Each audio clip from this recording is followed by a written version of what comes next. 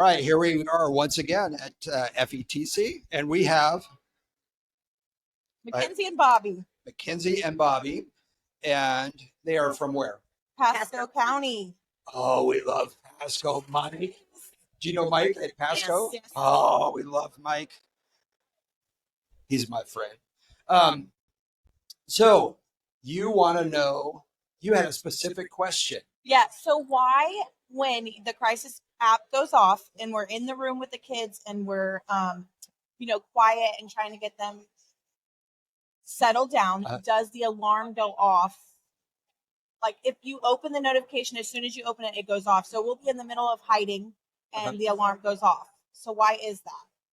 So let me ask, why are you concerned about that? Because what worries me is, and I've always said this, that when we're in the classroom and the alarm goes off, because we've had them in our building, as soon as the intruder hears the alarm, they're going to come into the classroom. Yeah. So what type of kids do you have? Middle school. Middle school? Mm-hmm. General ed type class? Nope. I'm CTE computer science teacher. Okay, but you're not special ed, so you're not No. dealing with. Well, there are special ed. Right, Yes, right, yes. you're right. So this is where training and awareness comes in, right? So when we hear alarms and we hear noise and we're told to be quiet so that the intruder doesn't know where we're at. So here's where the purpose for those alarms. When they go off, we want to grab your attention. We want it to be something that is serious. The intruder already knows who's there, right? And when the intruder hears those alarms, he doesn't say, "Oh my gosh, they know I'm here." He doesn't care. He or she doesn't care. And if you're worried about when you're hiding and those alarms are going off, and that notifying the intruder's hearing hundreds of those, right? That's yes and no. Yeah. Because it depends on when the teacher opens the alarm. So at the beginning, it'll pop up on your phone, right? So if I don't open that notification, as soon as I see crisis go, I can see the notification in there, like what's going on, where they're at, what they're doing. But if I don't open that, as soon as the alarm goes off, like as soon as it goes, it'll still sound 15 to 20 minutes later if I open it then. Then my phone starts going up. That's because you're opening a different device than your original device. And it's just because if you've already acknowledged the alarm on, let's say, your laptop, and now you're on your phone, and then you hit it, then it's going to go off again because now it woke itself up, essentially, right? So if you're on your computer and you walk away from it and you grab your phone, it wants you to know, right? So it's just trying to get everyone. Which I love the alarm. Don't get me wrong, but there's always So one of the things that is very important in emergency situations is that we want to notify 100%, but we know we can't do that, right? It's an impossibility. But we want redundancy. We want to make sure that if you don't have your phone with you, you have laptop. If you don't have your laptop, you have your phone. We have Apple Watch, whatever, right? And so that's all part of that.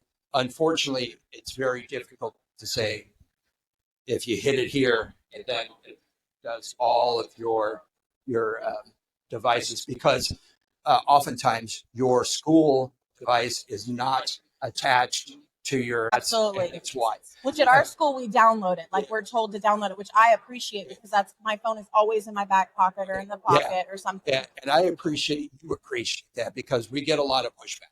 A lot of people say, "You're not paying for my phone. Yeah. I'm not going to do this. This isn't a school device, but it's your safety." Oh, but it's not even my safety. It's the kids in my classroom safety. Yeah. I don't work I would rather pay the extra cents on my cell phone bill to make sure that the 27 kids in my class are going to be safe. Right. Exactly. And I wish I had a million of you, but we don't, right? And so we have to we have to placate to the masses. But that's all part of the redundancy. And we're just trying to make sure that you get the notification as quickly and efficiently as possible. That's the reason why most people complain about the initial alert. And I understand going through and having to turn off each device. I get it, and it's kind of a pain. But I'd rather turn off 3 than not hear the 1. Exactly. Absolutely. So what other issues you guys have? What do you have? So I don't really have an issue. I also love Crisis Go, and this is really user error. But I wonder if there could possibly be something built in as like a reminder. So I'm a district-based person, so I go to lots of different campuses. And policy for us at Crisis Go, which I think is an amazing one, is as soon as you go and check in an office, you scan a QR code. Yeah. Crisis Go know that They're there. If I forget to turn that off, leave that, and I'm gone from that campus back at district office or on another campus. Yeah. Sometimes I'll get a notification or an alert, like professional development to teachers that came from a campus I was asleep. Yeah. Because we're all on that same. Yeah. So you're talking geofencing, right? And there's. I don't know. I've been fighting. Yeah. So I've been fighting. People want geofence, and I fight that every chance I get. And here's why. It's hard for us to understand when you want to be notified and when you don't want to be notified, right? So when you start talking about geofencing, you're drawing a boundary. So the next question is, well, how far does that boundary go out? How many notifications do you want? Yeah. And then I'm not familiar with the layout of your schools. I'll give you an example from the school district that I worked at.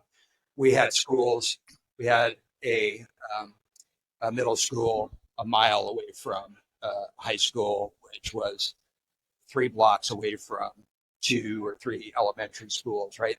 They're scattered all over the place. So when you start drawing boundaries around one school, you're likely going to overlap boundaries with another school.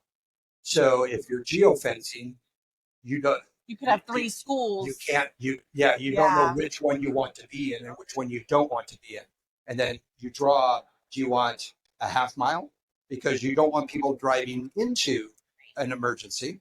And if they're out, and so is it a half mile? Is it a mile? Is it 5 miles? And start creating all those issues itself. The other thing is oftentimes I get from principals more than most because they're the ones that travel the most, right? I don't want to be disturbed while I'm at the district office because I'm in meetings. And my question to them is, really? Because what if there's one That's not a, I was going to say, of course, we have a school attached to our district that's in the back. Right. So did we. We had our troubled kids school, whatever we call that in Florida. The kids that are we're just happy they're in school, right? Those kids was behind the district office, connected to the district office. But if they're leaving their geofence and they're going down to the district and something happens at their school, they'd want to know too. They would want to know. And they need to know. And they need to know. Yeah. But if they left, they're not going to get it. And I've had people ask me, I don't want to be disturbed during this meeting. Then turn it off. I'm not going to do that. You have to. Yeah. Because as the principal and the culture of our school, everything's got to run through our principals, right? Absolutely. And when they're an emergency, who are we looking for? Our principal, even if he's down at the district office. So that's the trouble there. We like to scan in and scan out because that makes sure that you know and so forth. We just need to get into that same culture of, we know when we enter a building, we have to scan to sign in. So when we go to sign out, we just have to make sure that that's part of the sign in. Yeah. So, about that. Okay, All right. you. That's awesome. Well, thank you guys.